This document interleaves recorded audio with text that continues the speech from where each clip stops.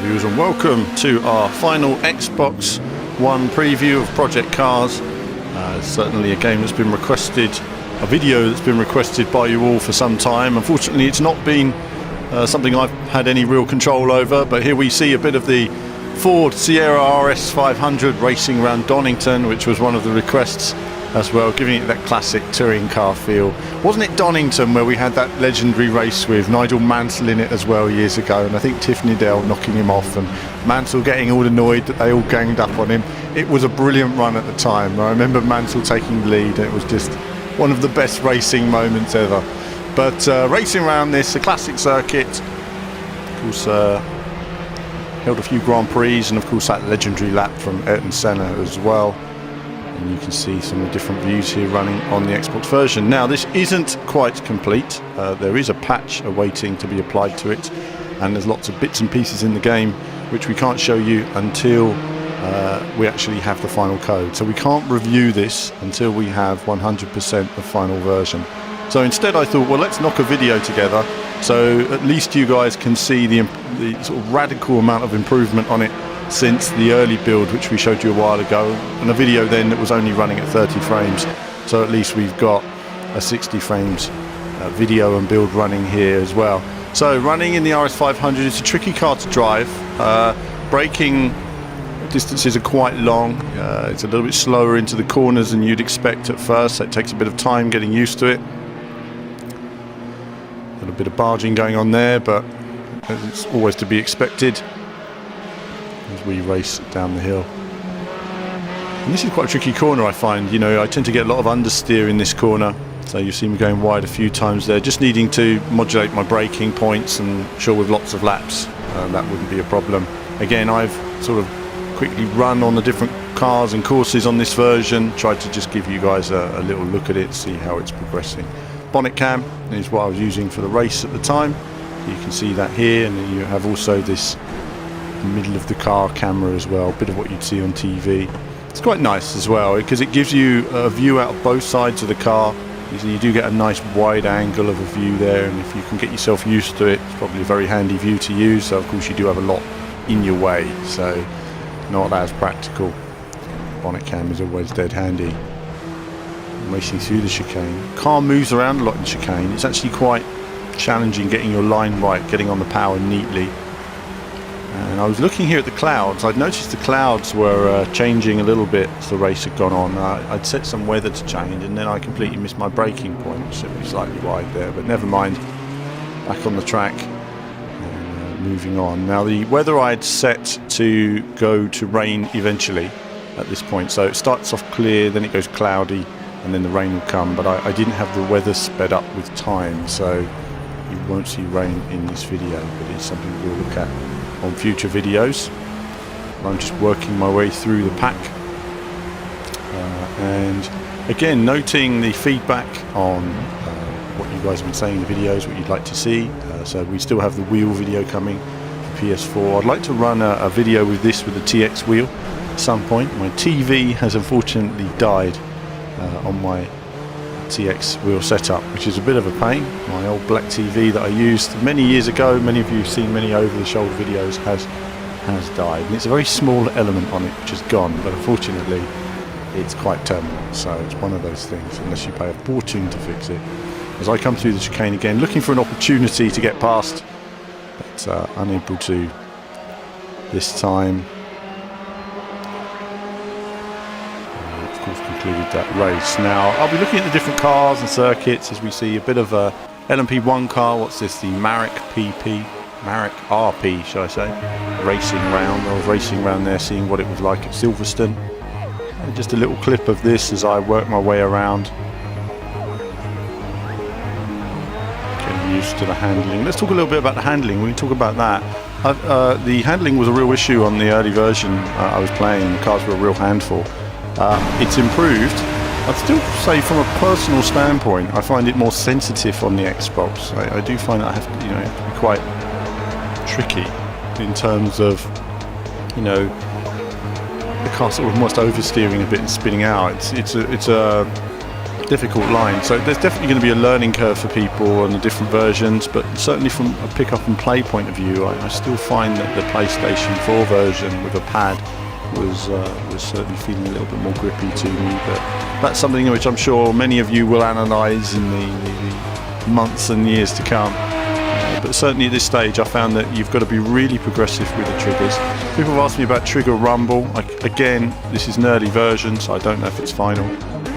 But there's rumble when you're braking and the brakes lock, but there isn't the rumble when you're accelerating. You get lots of rumble bumps and all that sort of stuff, but not the actual wheel spinning rumble that you get in Forza 5, and that's a bit of a shame because that was handy in that game at the time, sort of consistently. Having said that, I also find that you need to be really progressive with the power. You know, just a small amount of power gets the car out of slow corners and you can spin out very easily. So it's a little bit more tricky to drive some of these than it actually make it look on some of the videos. It is quite tricky. Racing a Formula B here, one of my preferred cars, and again racing around Silverstone during the day. Note the car had wet tyres on it as well for this race. It's quite interesting. I set the weather up again so that it would rain later in the race, but I hadn't changed again the timing on that rain, so it prepares the car for wet weather conditions if rain is on the way, which is quite interesting. So racing round, again just getting used to the braking points and the handling. We've got the in-car view here as well. Working my way along, this is the view many of you will be using no doubt, or T-cam view to race your way around in these cars. Really nice and deep in the car. Good sound as well. So interesting to see when we see the final version. You know, we will be looking at comparisons between the PS4 and Xbox versions. If you have questions or stuff you'd like to see, do let us know, and we'll be happy to show that. I mean, the one thing about these Project Cars videos is we've tried to show every aspect. You know, there's nothing hidden here. You can see all the cars, you can see all the visuals, you can make all your comparisons, and I've really wanted to make sure that all of you can make your own sort of informed decision with what you're seeing here, because it's been important to really show people the versions and what they're getting, as it were. No doubt when the reviews go live next week, there'll be lots of people with lots of different opinions. As long as we've raised some questions here and there, that's good. But on the whole, the amount of cars, the circuits, the visuals, it all looks fantastic, and I'm certainly impressed with what I've seen so far from a third-party developer. And it's important to compare this to third-party developers all the time, because this is a multi-format title. So I try and find a gap there. I thought I found a gap, but hadn't. Got away with it though, because I only had visual damage on, I think, for this run. I don't even know if I had visual damage on actually. But we will show some damage in a video. I've had that requested as well, so we'll be working on some damage videos and stuff like that. Working our way around. I've had some people saying I use a lot of replay footage. The replay is actually the same in this as the gameplay. There's no difference between the replays and the gameplay, and by using a replay it gives us a chance to produce these more dynamic videos which show different camera views and such like, rather than just standard in-game action. So we do like to show the different camera views where possible, so it's nice to look at some of that. Now again, this isn't the final version. There is a patch to be added. There are improvements to be added to it, and I'm going to stress that again. So this is not a version people should be reviewing at this stage until it's all finally in place. As we look at the roof going around Watkins Glen again, which I've used recently. Again, it's been a good barometer to use the same car on the same courses I already know. Really enjoy racing this on the PC version. I love racing it on the PC version. It's great fun. The AI has been exceptional in terms of its sort of racing ability and competitiveness and unpredictability, which has been nice. That's not to say there aren't going to be corners which are where you're predictably faster than the AI, but certainly the AI, the higher the challenge you have the AI on, the more aggressive and the more unpredictable they become. So that's been quite interesting. I was caught out a little bit there by the car braking. And you can see the helmet cam in action here. And again, all of this is recorded at 60 frames, so I hope that the quality of the improvement is being shown to you all.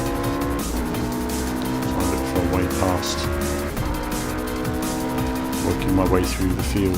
So it's been an interesting journey on Project Cars. We've got another preview to come, which will be showing, just really looking back at all the different content, the different builds over the past few years, and then lots of your feedback as well. And of course, we've launched our Patreon this week and community page system. We're going to be working with more and more of you in terms of running your pages and sharing your journey, on Project Cars and other games as well. I mean, we want to get everybody involved from every type of racing game, because our passion at VVV is all racing games, motorsports, but racing games in general. And we want to share our passion, and we want to share your passion as well for the series, things you like and things you don't like. That's really what we want to hear, is the different opinions, and get that out there. And also, in terms of content, really finding out what the content's out there. Now, that was quite tricky. The car at the bottom of the hill oversteered, so I had to back out of the power. It's one of the things I've noticed a bit more with the Xbox version. It's quite sensitive. You can steer so far with the stick that the back end can stand out. Now, I haven't tried the different modes, so until I do a proper analysis with the different modes, it's very difficult to compare. Having said that, I think fundamentally, if you look at the driving and everything else, it's all pretty similar between the different versions. That's a tricky braking zone there. The car was moving around quite a bit. So there are parts of the course where the car is definitely more planted. Make a stab up the inside for that one. Turning to work my way around, going wide and then cutting back basically there. Moving about a bit.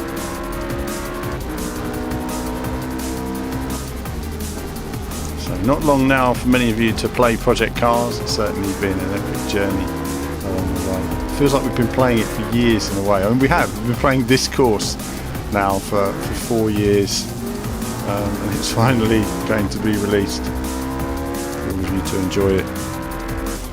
And then after that, I'll be looking at the career modes once it's out, and some multiplayer modes, and working with our community on stuff like that as well, for competitions and prizes and stuff like that. So there's lots we're going to be working on in terms of giveaways and prizes and everything else for the VV community and the Patreon community as well. Finally, a run here on the Ford Escort Mark I around Snetterton. So seeing how it goes on there here, we've got the in-car view, which shows the sort of sparse interiors. It's always funny when you get into these older cars and you just see there's just nothing inside. They feel quite open, and they are. They're quite rigid cars. So if you crash in one, you feel it, has to be said. But I do quite like the internal view, seeing the gear changes in operation and everything else. I don't know this course very well, so I completely missed my braking up here. No idea where I was going. Then realise lose track position there. See there, no, there's the other car looking to overtake. But it's nice, you've got such a variety of cars. I've seen people talking about the car list and what they would like to see in terms of the list. And they've really gone for a sort of a racing selection of cars and different racing classes. I mean, that's what this is all about, racing classes. There are plenty of classes in here that aren't in Gran Turismo, that aren't in Forza Motorsport, that aren't in any other racing game on console. So they've got lots of stuff the others haven't got.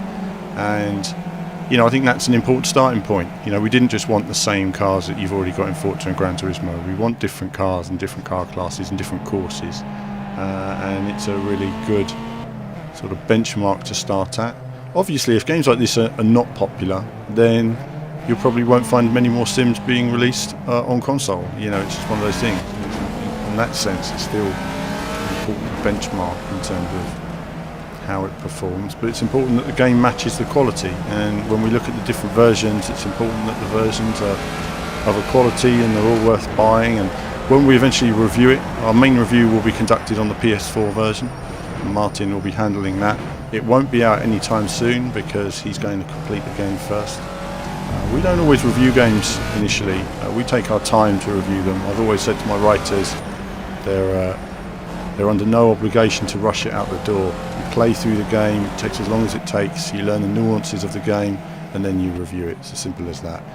People who knock reviews out in the next few days will have played the game for 5 days and knocked a review out the door. that's fine. That's the way it works with a lot of journalism. That's not the way we work. We always like to play them a bit longer. But in the meantime, we like to share the journey. And in this sense, I've shared with you all the races I've done and the experience I've had. So my opinion of it, in a way, is based on my experience of racing games, but not necessarily hugely different in terms of what I've seen to what you guys have seen. And that's what's great about causing debate. But that's been it for the Xbox preview. I hope you've enjoyed this preview. Do check out the other videos, check out our Patreon, subscribe to the channel to keep up with what we're doing, and as ever, there'll be more from me very soon.